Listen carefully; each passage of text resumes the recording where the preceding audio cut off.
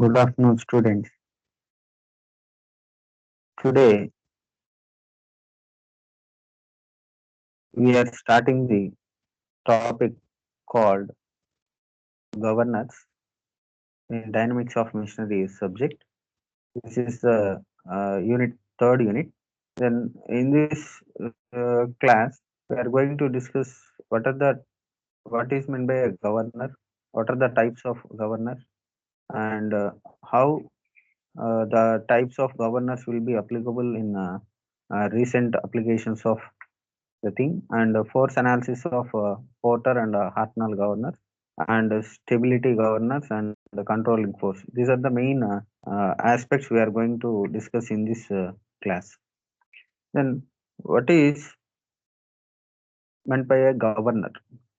The governor, it is a mechanical device which applicable for the function of regulation to the mean speed of an engine when there are variants in the load. That means whenever the variation of the load, the speed of an engine will be low or maybe high. For example, if a person is of weight 50 kg is running a bike, it will go in a smoother manner. And if you have an additional load or another 25 or 50 kg, what we have done or we have maintained in the previously for 50 kgs, what is the speed what we have maintaining, that may not be suitable for the 75 kgs of weight. So automatically whenever the load increases, the speed of an engine may be decreases. So in order to that, we have to maintain the speed of an engine in a smoother manner or maintain the mean speed. We have to increase the fuel supply so that we can maintain the mean speed of an engine. So the main purpose of the governor is to regulate the mean speed of an engine when there are variations in the load. Suppose, for example, the load of an engine increases if the speed decreases, therefore it becomes necessary to increase the supply of the fluid. In other words, when we see the load of an engine decreases, so it increases the speed. So thus we have to maintain the low working fluid whichever required for the supply. Then the governor automatically controls the supply of the working fluid to the engine with the varying load conditions and keep the engine in a mean speed within certain limits. So a little consideration is that when the load increases, the configuration of the governor changes and the valve is moved to increase the supply of the working fluid. Simply, we can say that whenever the load increases, the speed of the engine will be decreases. Further, we have to give a throttle valve opening for the working fluid entering into the engine. So further, the governing system will be applicable. So, and then basically the function of flywheel and the function of the governor is also both are same, but the working condition is same. Since flywheel, what is a flywheel? It is a mechanical device. It is used to maintain the engine in a constant manner.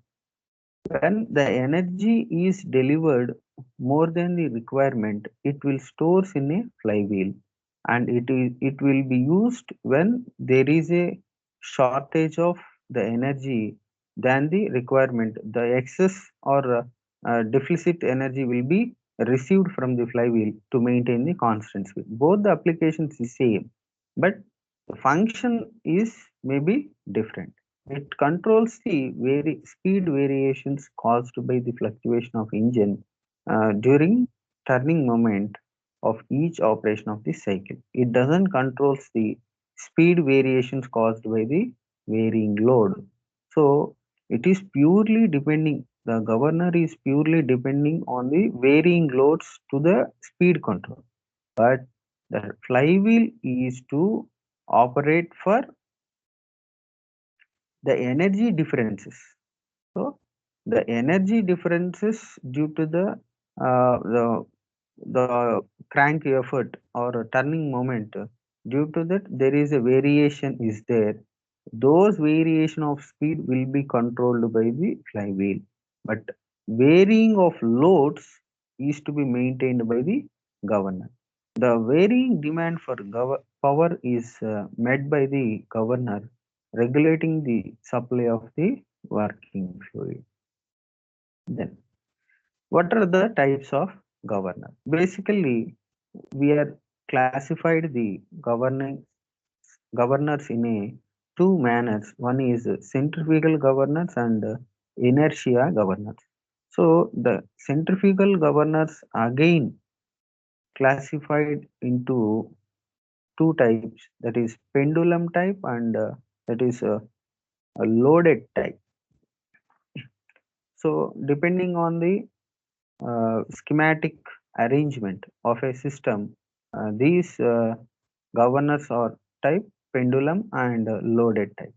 Pendulum type again related to pendulum, that is watt governor, and loaded type it related to dead weight governor and spring controlled governors. So for 2 marks question, we can expect what is meant by a governor and what is the difference between governor and the flywheel. This is a very important, and every time they can asking the question that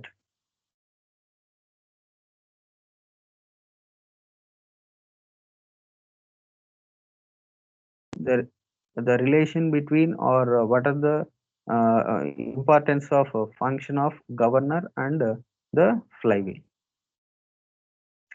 The centrifugal governor related to it is the watt governor.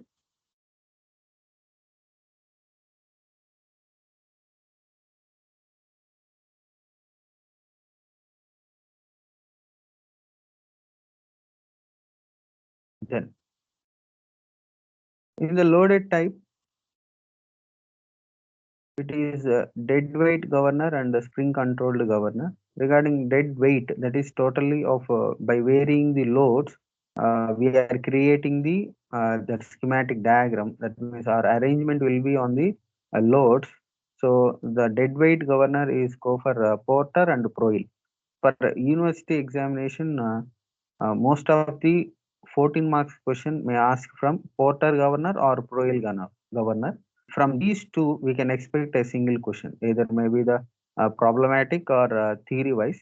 Okay, Porter and Proil both are almost same, but the arrangement and the problem solving all is same. So we can expect Porter or Proil. So for next one is spring loaded governor. Spring loaded governor means these Hartnell and Hartung and Wilson Hartnell and Pickering governor. These are the again spring loaded, spring controlled governors. Mostly that is a Watt governor is the basic governor that we have established in 1961. So what is a centrifugal governor is based on the balancing of centrifugal force on the reciprocate rotating balls by means of equal and opposite radial force, that is known as a controlling force. So these centrifugal governors, why the name itself called means by rotating of the balls, rotating of the balls with respect to that the operational or the centrifugal force is applied, that is called centrifugal governance. So based on the centrifugal governance or centrifugal force, the system of these supply of the fluid into the engine, so that's why we will call it as a centrifugal governor. It consists of two balls of equal mass which are attached to the arms, uh, which is respect to symmetric about an center axis, that is called the spindle. Okay, if you see the diagram, the diagram itself, uh, there are arms and the links. Arms and the links. Okay. At the middle of the diagram, we can see that that is a spindle.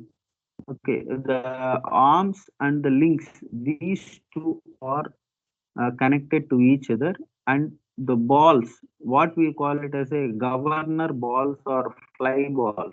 Okay, these balls are fixed to the ends of the arm, and these are all of revolve with a spindle which is driven by the engine through a bevel gear. Okay, we can see in the diagram. Whenever the balls and sleeve rises, when the spindle speed increases. So the speed of the spindle is increases. These balls and the sleeve will raise upwards, and uh, the fuel supply will be entered into the throttle valve or an engine. Okay, the balls and the sleeve rises when the spindle speed increases and falls when the speed decreases. So just further we can easily assumption taking as opening or closing of an umbrella. So if you see the center spindle, it is a just like a fixed stick in the umbrella, and what is the balls, we can take up the shape as an umbrella spokes. Okay, then if you open it through a center button and rotating the center, that means the fixed rod, we can assumption the centrifugal governors diagram. Okay, so in order to limit the travel of sleeve in up and down,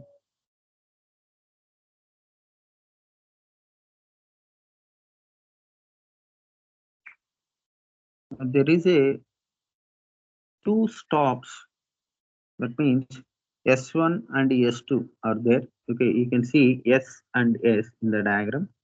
These two are the stops that are provided on the spindle for maximizing and minimizing the level of the operation of the spindle. So these sleeves is connected to bell crank lever to a throttle valve, and the supply of the working fluid decreases when the sleeve rises and increases it falls. So whenever these lever, that means the links which are all having the links, if it is moved to the upwards, and the supply of the fluid will be decreases, and when the links, okay, the links and the sleeve are both are connected. If you see in the diagram, the links and the sleeve both are connected continuously. So whenever the sleeve raises or indirectly links raises, both are same. When the sleeve rises, the supply of the working fluid is decreases, and the supply of the fluid is increases when the sleeve lowers. Okay, that we can see in the diagram. That is, the upper end of the arms are pivoted to the spindle so that the balls may rise and fall. That is the explanation of the. You can see the diagram. Okay, the arms and links are connected both the ends. An arm of the thing is connected to a balls.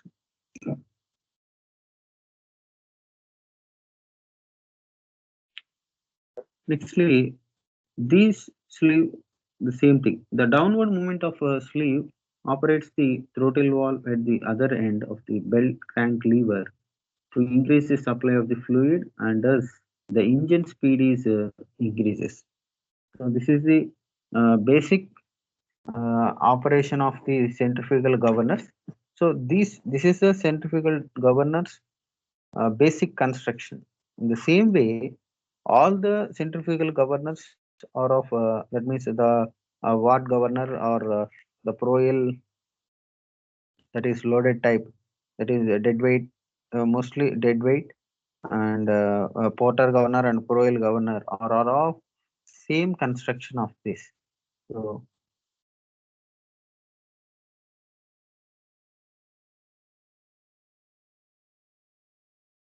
You can directly what the information I have given just now, the same thing was written in a matter, so you can directly study the uh, subject also.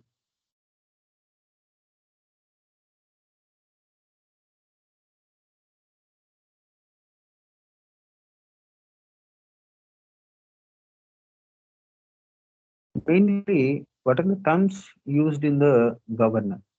So while solving the problem, we have to make a formula for types of governance. That means for proel governor, how much of height? That means just now we thought that thought about the supply of the fluid is mainly based on the lowering and hiring. That means lowering or raising of a sleeve. So depending on the lowering and rising of a sleeve, how to calculate the lowering, how much of working fluid is to be entered, and how much of working fluid is not to be entered, or to maintain the constant speed or equilibrium speed. So to find that, we have to learn the terms.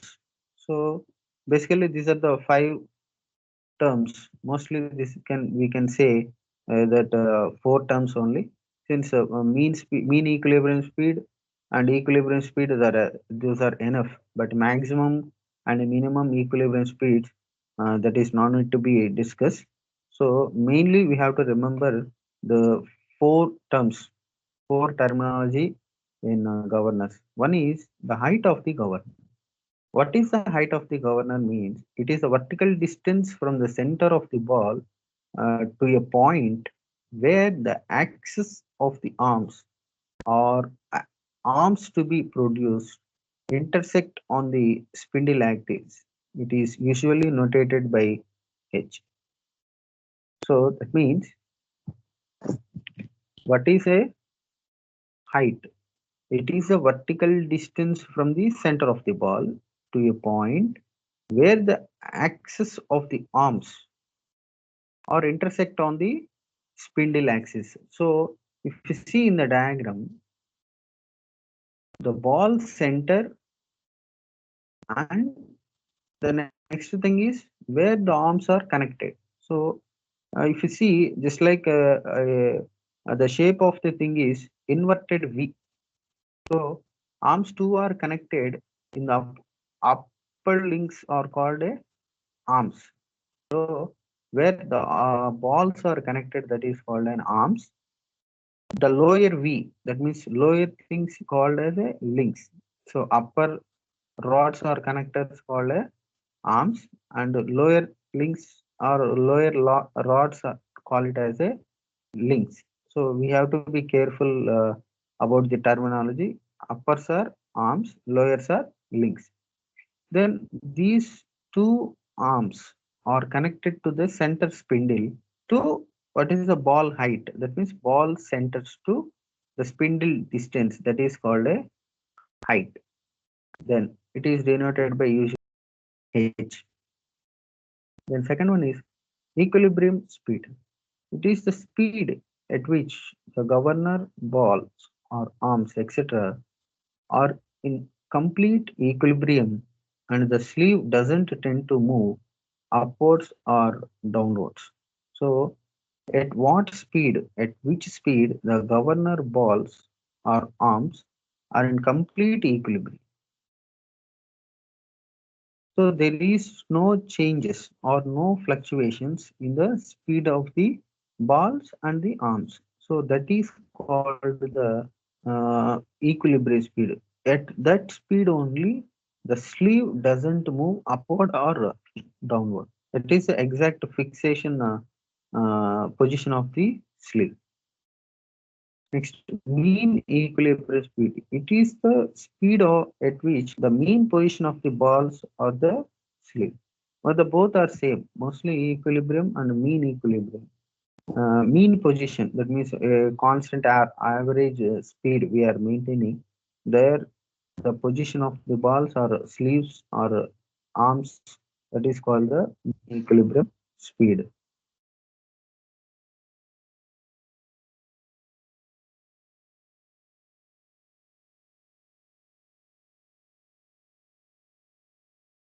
And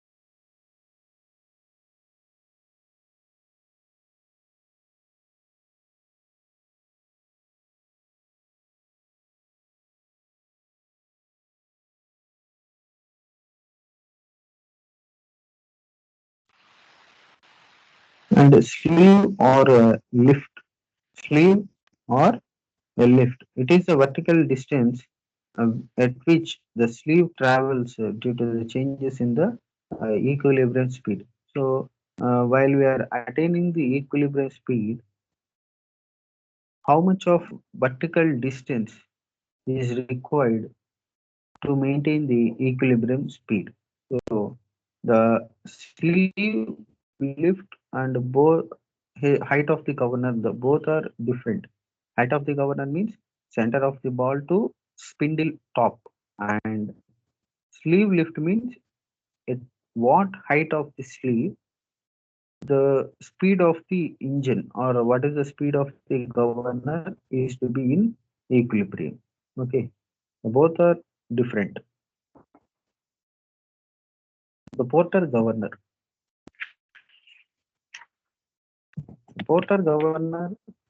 uh, it is a center load acting governor.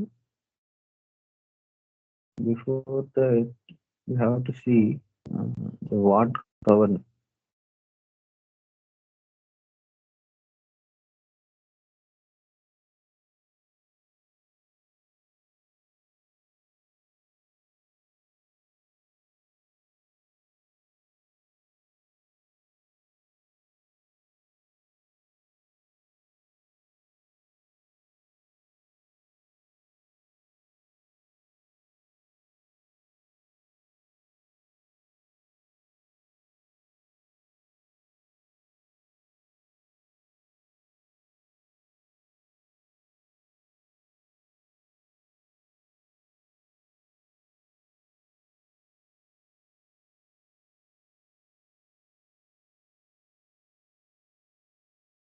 Okay, actually, basically, the first find out governor is what governor. That is a basic governor. But we are in the continuity of the governor types of centrifugal governor. According to the centrifugal governor, the porter and proil are the two governors we are going to discuss. But what governor is a basic default governor. So now the porter governor is just a modification of what governor. With that, the central load is attached. The main thing, if you see the porter governor in the diagram, there is a central load is there. We can see the diagram of the ward governor. There is no central load is available. Without the central load means that is a ward governor. With the central load is nothing but a porter governor. Okay, and that we will discuss in the next class. Okay. With the central load attached to the sleeve, there we have to explain the porter governor. That is simply for the derivation or the problem solving also. The central load is the main thing. So the problem itself, they will give the information related to the central weight or dead weight. So the load is presented in the attached to the spindle, that is known as a porter governor. There is a modification of watt governor. With that, the central load is attached to the sleeve. The load moves up and down the central spindle. This additional downward force will increases the speed of revolution required to enable the balls to raise to any predetermined level. So the load move up and down. The load is nothing but the central load which is attached to the spindle. This what we are attached to. This additional load will increases the speed of revolution of required to enable the balls to raise the predefined level. So considering the acting, the both if you see in the diagram, the forces acting on the and the total porter governor is about symmetrical to the axis of vertical. So if you explain the half portion, that is enough to multiply with the thing. We no need to explain or we no need to solve the problem of the entire diagram. That is, let us consider the total diagram into the half of the section. So say that means the left side portion and the right side portion both are symmetry about the vertical axis. Now we are taking the consideration for left hand. That means the half of the portion which is left to the vertical axis. So further here the m is the mass of each ball weight. So that is the diagram we can see here. M is the mass of the each ball and W is the weight of the each ball and M capital M is the mass of central load and W is the weight of the central load and R is the radius of rotation. Not R is the radius of rotation and H is the height of the governor. Height of the governor, that means the spindle. See in the diagram, the P2 ball center, that is H, height of the governor, not the lift, that is the height of the governor. In the diagram, we can see that the P, that is the spindle end, that is P, where the arm and the spindle are connected point, it is P. So P to ball center B, that is ball center is P. The distance between these two, that is called the height. N is the speed of the balls and omega is the angular speed that we can solve it from 2 pi n by 60 also. Fc is the centrifugal force acting on the ball. Fc is the centrifugal force acting on the ball. Next to T1, T2. Force in the arms. Force in the arms, that is T1. Force in the link, that is T2. Alpha with the angle of inclination of the arms to the vertical, angle of inclination of the link to the vertical. So in the diagram, we can say the half portion that we have explained for explain easy of explaining that the pink color notation, it is an vertical axis. About that, we are taking the rotation or half of the portion. So when there is a ball is rotating centrifugally, this weight of the ball will be acting downwards and centrifugal force, that is a rotation, it is rotating as Fc. For this and for vertical forces and downward forces, we are taking the resolution or relationship. Though there are several ways of determining the relation between, finally what we need to find out it is height of the governor and with that height of the governor, how much of speed is to be maintained. So there is to be relation that the height and the angular speed of the ball. Okay, that is the main thing we need to find out. So there is so many ways, but we are solving in two methods, that is a method of resolution of forces and instantaneous center method. These are the two techniques we are following for finding the height to velocity of the balls, that is angular velocity of the balls. So in the first method, the method of resolution of forces.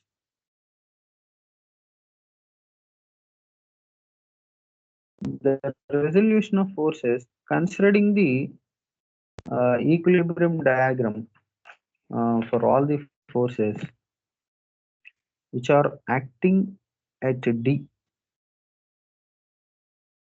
that that is T2 cos beta is equals to W by 2, where W means the weight of the, mainly we have to consider the dead weight. So W by 2, that is equals to KAVALI by 2. T2 is equals to mg by 2 cos beta.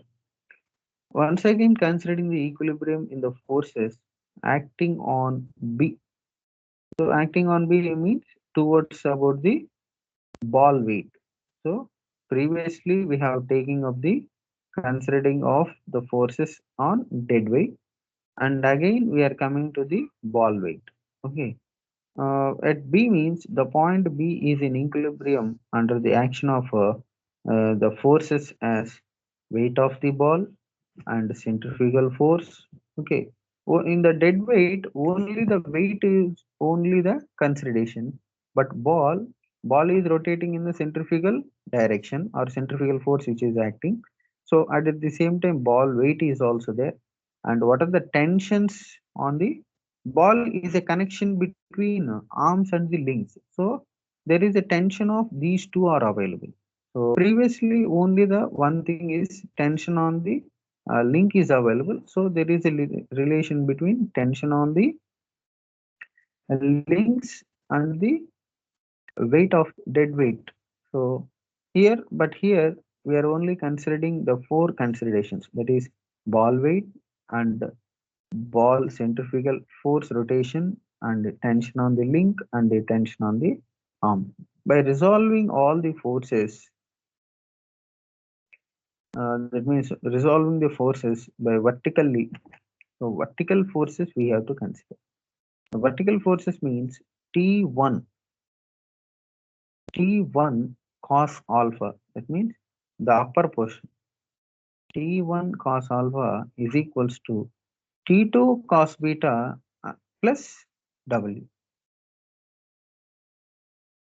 T1 cos alpha is equals to, that means if you see in the diagram, the spindle, that means the arm to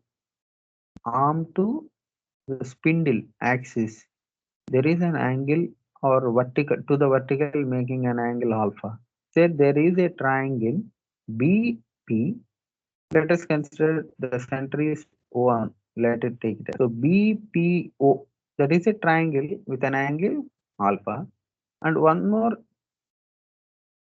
thing is BD. Let us consider some more element that is as L. So there is a two triangles are there. For firstly, we have to consider the triangle uh, T1 cos alpha is equals to T2 cos beta plus W. So vertical forces means this is that means the what is the blue color line, that means the x-axis, about the x-axis again there is a symmetry of triangles. So the top one alpha related means upwards and beta related it is downwards. So T2 cos beta plus W, where W is the weight of the ball. Then T2 cos beta from the equation 1, that means previously we have noted down T2 cos beta is capital mg by 2 plus, now the what is the W, weight of the ball. Weight of the ball is nothing but the small mg. So here there may be a doubt that why we have taken the half. for the dead weight mg. Okay, actually directly we have to note the mg only, capital M into G only. But why we have taken the capital Mg by 2 means we are portioning the section into two halves, equal halves. So the dead weight is is at the center of the spindle. So left side and right side portions we have taken into two things. So the dead weight also will results to equal portions. So dead weight total weight is, it is a W, capital W. We are solving the method for the left side or right side portion. So we have to take up the only the half of the entire thing. Then, then resolving the, again one more thing is resolving the forces in the horizontal direction. Resolving the forces on horizontal direction in the same diagram only. T1 sin alpha plus T2 sin beta equal to Fc. That means positive. That means right hand side equal to left hand side. T1 sin alpha plus T2 sin beta is equals to Fc. Fc is the centrifugal force. Then T1 sin alpha plus T2. What is the T2? In the previous equation, we have solved that mg by 2 into cos beta, that we have substituted into sin beta, that is equals to Fc. Sin beta by cos beta, we can write it as tan beta. Okay, so f t1 sin alpha plus mg by 2 into tan beta equal to Fc.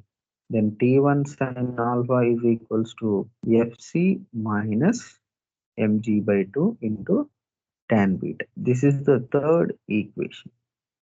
Then dividing the third equation with the second equation.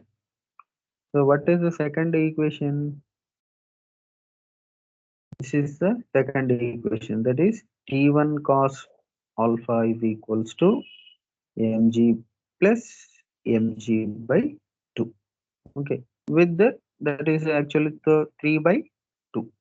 By solving this, T1 sin alpha by T1 cos alpha is equals to Fc minus mg by 2 into tan beta by mg by 2 plus mg. So T1 gets cancelled. Finally, tan alpha, tan sin alpha by cos alpha only that there. So tan alpha equal to Fc minus mg by 2 into tan beta by mg by 2 plus mg. So again cross multiply of the equation with that mg by 2 plus mg into tan alpha is equals to Fc minus mg by 2 into tan beta. So again tan alpha, tan beta is there.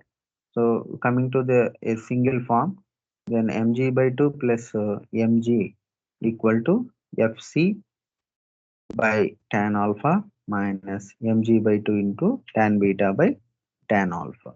So after that, tan beta by tan alpha, we can substitute that as q. Let us take it as a symbol q. And tan alpha, we will call it as a r by h. The q, it is a symbol for notation, but tan alpha is equals to r by h. That is not a general thing. We can directly uh, take up from the diagram. So if you see in the diagram, that is the upper portion about the x-axis. So ball, that is the portion of the upper portion of the x-axis, that is uh, BPO. Let us consider it is O, BPO, about an angle alpha. That tan alpha is equals to sine by cos.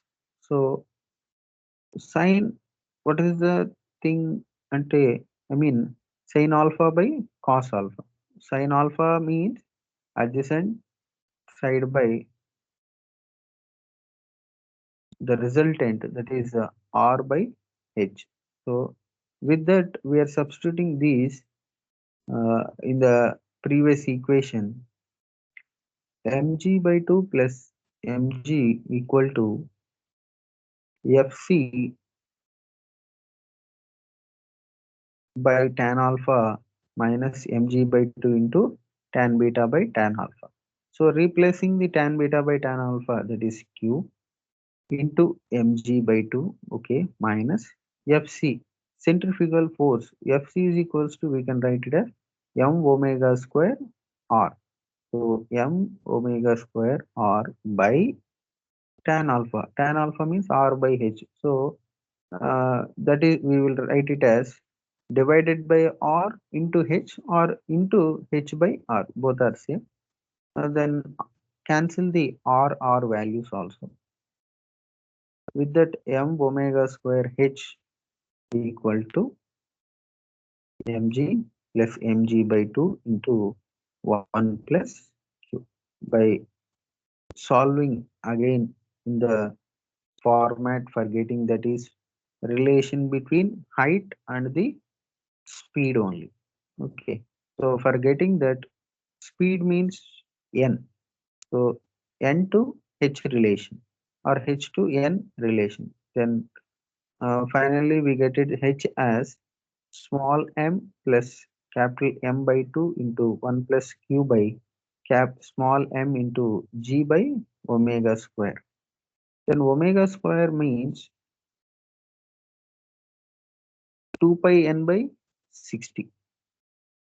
So here there is to be a relation that omega square is equals to small m plus capital M by 2 into 1 plus q by m into g by h. Just we are replacing the h and or cross multiply the h and omega. So that is called the fourth equation. With that, omega square means 2 pi n by 60 whole square equal to small m plus capital M by 2 into 1 plus q by small m into g by h. Then n, we have to separate the equation that n square is equals to small m plus m by 2 into 1 plus q by m into g by h.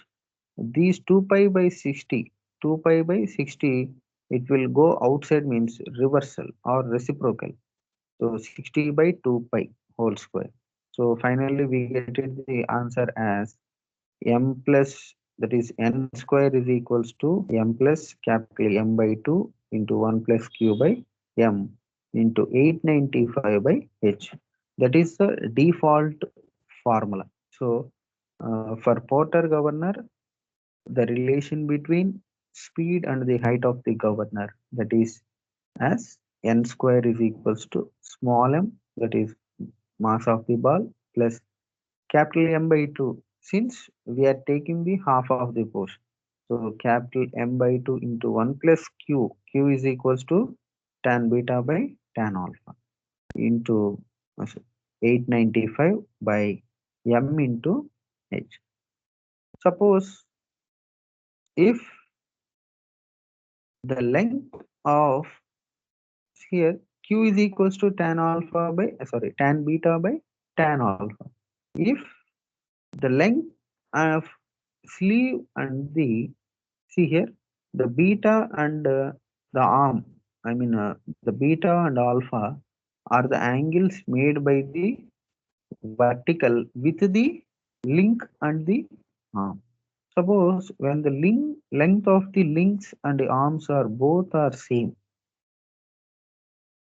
the point of intersection as P and D are same in a same line means, that means the BD and BP are same. If BD and BP are both are same, then the angle made by them are also the same thing. So tan alpha and tan beta are both will be the same. Then Q is equals to 1. So if you substitute these q is equals to 1 in the equation, then the final resulted equation, that is n square is equals to m plus capital M by 2 into 1 plus q by m into 895 by h. The results will the default equation for the Porter governor as a default thing. If the both the arms and links or lengths are same and both are connected to the same spindle axis, then the lengths are same means the angles also same, and the q will be equal, means q is equals to 1. Then the equation becomes n square is equals to small m plus capital M by small m into 895 by h. This is the equation for whenever the link and arms are same. Most of the cases in the Porter governor, the link and arms are not be equal. That is the main condition while preparing the Porter governor. So with that we have taken up the